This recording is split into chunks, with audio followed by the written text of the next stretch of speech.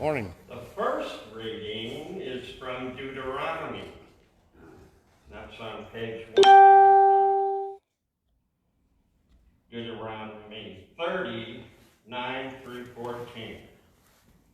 And the Lord your God will make you abundantly prosperous in all your undertakings, in the fruit of the body, and in the fruit of the livestock, and in the fruit of your soil.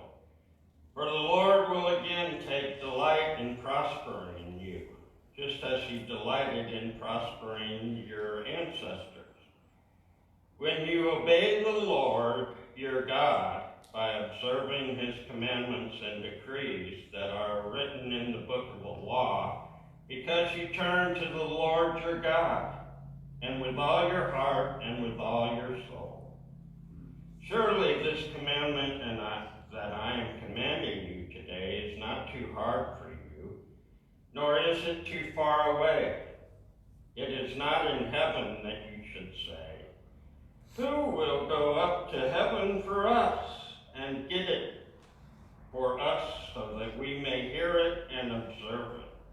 Neither is it beyond the sea that you should say, who will cross to the other side of the sea for us and get it for us so that we may hear it and observe it? No, the word is very near to you. It is in your mouth and in your heart for you to observe. The word of the Lord.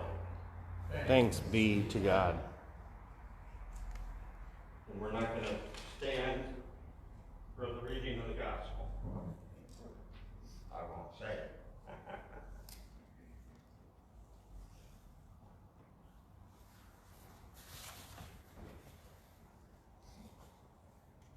Once upon a time, a long time ago, once upon a time, not all that long ago, a young woman faced the trial of her life. You see, she had come of age. Oh, we know that. She was an unusual woman because she had been an unusual girl. When she was born, her mother became very sick. And so her father took care of her. Her father would take her to work. And everyone thought this little girl, even when she was a baby, was so cute. And as she grew, why, she was just adorable. Everybody saw the little girl and, well, they were happy to do their grown-up business with her father. Her father helped a lot of people. They would say to him, Rabbi,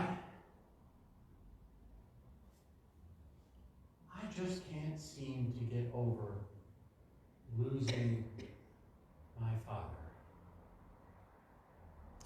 And he would be quiet, and he would listen to them, and he would pray with them, and he would read scripture, and he would encourage them. Sometimes it would be a psalm, and she would hear the rhythm of the psalm, the music that was in the psalm, and her voice would just come to her, and she would sing the words, and people all thought this was very cute and, oh, quite delightful. But as she grew, she became very skilled at this. And as she heard more and more people with different kinds of problems come, oh, the day is so hard, oh, I'm so ill, oh, I'm struggling so much, and hear how her father would talk about the word and show compassion. She would bring these feelings into the songs. It came to be that she would sing the psalms regularly, even out and about town. And everyone in town just thought this was so delightful. Well, I told you it was the crisis of her life. She had younger brothers. Her mother got well. The next one was 8 years younger than her. She had helped take care of them as they were born and as they were beginning to grow up. But it was time. It was time for her own life. And everyone, of course, knew, well, you know, a good wife who can find. And this was to be her role. But she stood up one day at the dinner table.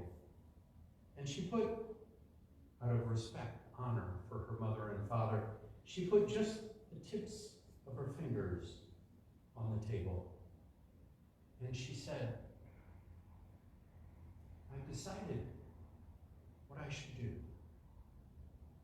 And everybody at the table, her brothers and her mother and her father, they were all silent and looked right at her. And she said, I must study the scriptures that I might become a rabbi. The words were hardly out of her mouth when they were interrupted by her brother's laughter. Ha! They laughed. This was hysterical to them. But as fast as they laughed, their mother waved an arm and made a sound with her teeth and tongue and quieted them. But she now bowed her head and turned to look to her father. He too rose from the table, and he placed his hand flat on the table. He didn't slam it down. Others have done this. It's a false way of demanding respect, but he simply put it down. And he said, it is forbidden. It is written in the law, and it is forbidden. She left the table. The next day, she left the village. No one saw her leave. It was so early. She walked to the next village. She walked, wasn't too far, and came to the synagogue. And she went and saw the rabbi. And she told him her desire. He remembered her, of course. He remembered her because, well, he knew her father.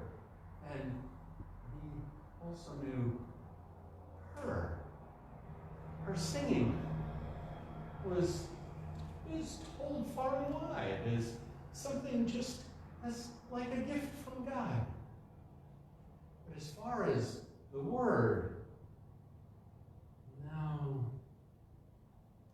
no, it is forbidden. Again, she went on to the next village, and to the next one, and to the next one, and always the same. And then she came to the town. The town that was from the whole area there in the town was a rabbi's rabbi. You might call him an instructor.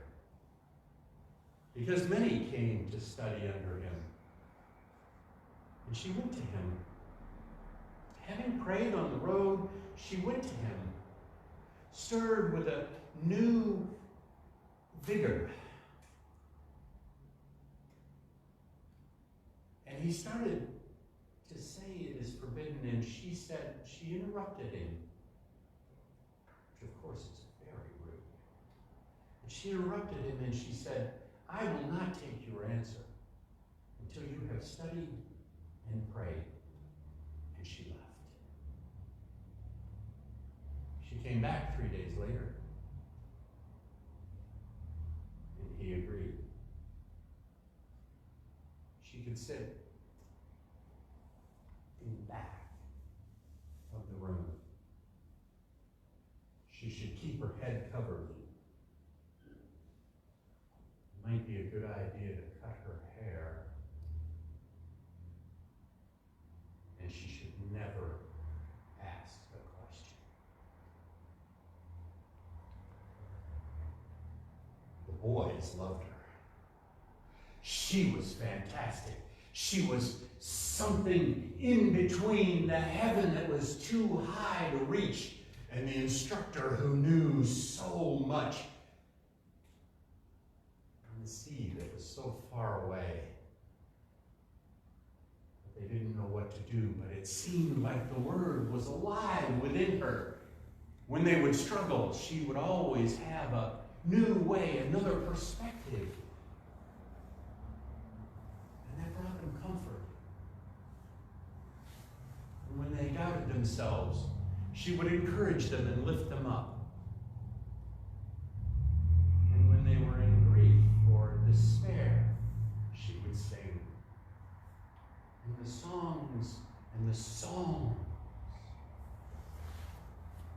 would rebuild the life that they were longing for, to be present in the Word. The powerful, powerful Word that seemed to live and breathe. Then one day, a prophet came. That's all anybody could talk about. Everybody from all of the surrounding countryside was running out to the river to see this man. Crazy man, saying crazy things, inviting people to come into the river as a sign of preparing themselves for the God that was going to come into their presence.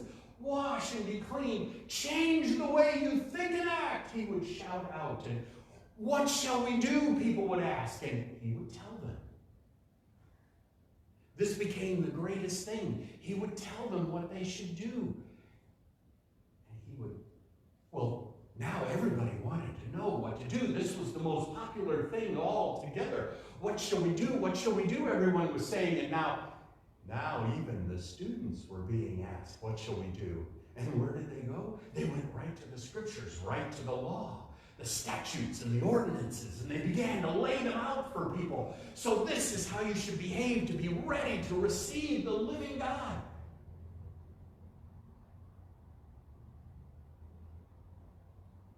She began to talk with them about the mercy that they had needed so much, so recently. She asked them about the compassion that they were to be showing. It didn't seem to be in their rhythm or their understanding, and they began to look away from her, began to shun her. They stopped coming and talking with her.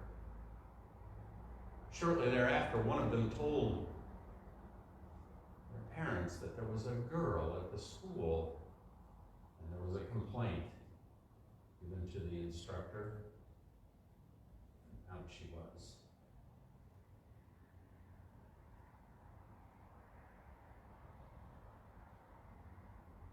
A lot of time went by. She had no place, no role. Pretty much everybody knew who she was. She couldn't beg because she wasn't a child, nor was she a widow. Nobody really wanted to talk with her. She couldn't find work, and everyone would turn their heads away when she would come by. And then it happened again. All the town was just so excited because the teacher was coming. The teacher was coming and going to be in their town. And the word had spread about this teacher. And she thought, one more time, one more chance, I give you one more. And she went to see maybe if this was a teacher whose teaching she could follow. She came into the synagogue, and people were gasping when they saw her, and they were turning their heads away. Oh my goodness, what is she doing here? She sat again in her place in the back. She covered her head, and she sat there and she listened. This was not like a scribe. This one taught with authority. But there was a sense of this teaching that wasn't like any that she had heard before, but it was like that she had experienced when her father talked to the people of her village.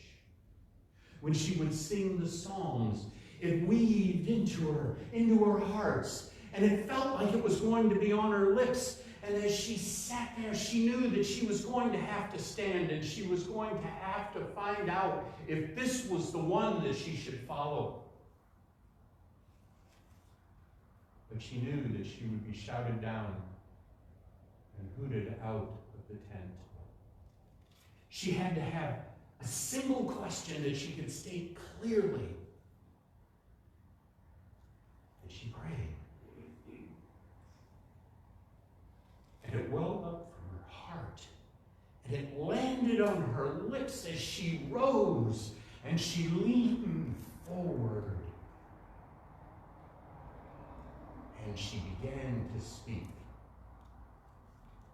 Teacher, what must I do to have the life that is life, that takes my mortal life and blends it with the life that the God that is giving to people? What must I do to have this life? And he turned to her, while the room gasped and covered their ears and turned their heads away. He turned to her and met her eye to eye. For the first time in a month, somebody actually looked at her.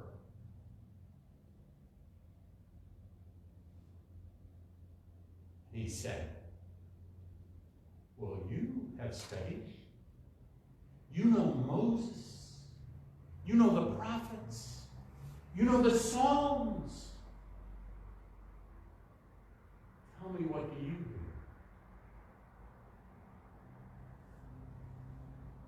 She leaned back and came down on her heel. And she said, you shall love the Lord your God with all your heart, all your mind, and all your soul, and all your strength, and your neighbor as yourself.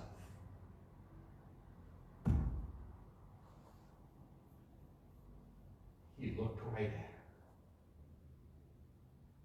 and he said, I have never said it better myself. Do this, and the life that is life is yours.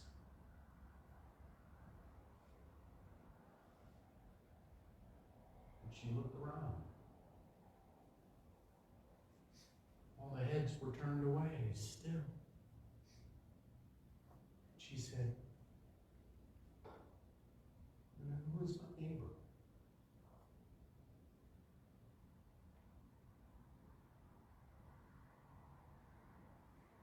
He invited her to sit. A man went up from Jerusalem to Jericho, and along the road, he fell among robbers who stripped him and beat him and left him half dead. Now, as it happened, along that same road came a priest. When he saw the man,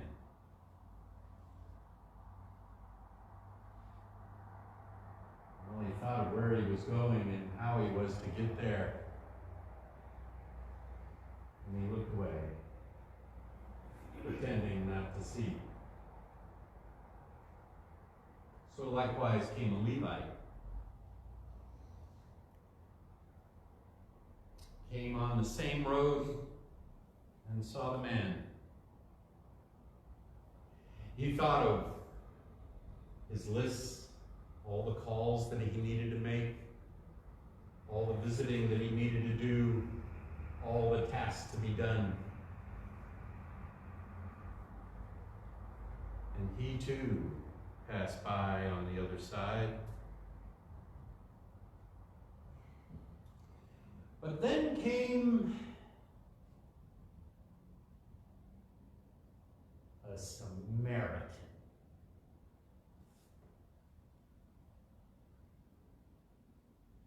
When he saw the man, he was moved with compassion, and he went to him, and he bound up his wounds, pouring on oil and wine.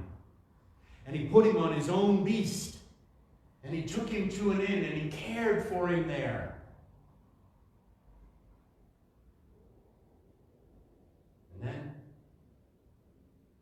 gave the innkeeper 2 days' wages. And he said, anything he needs. And if you spend even more, I will reimburse you when I return.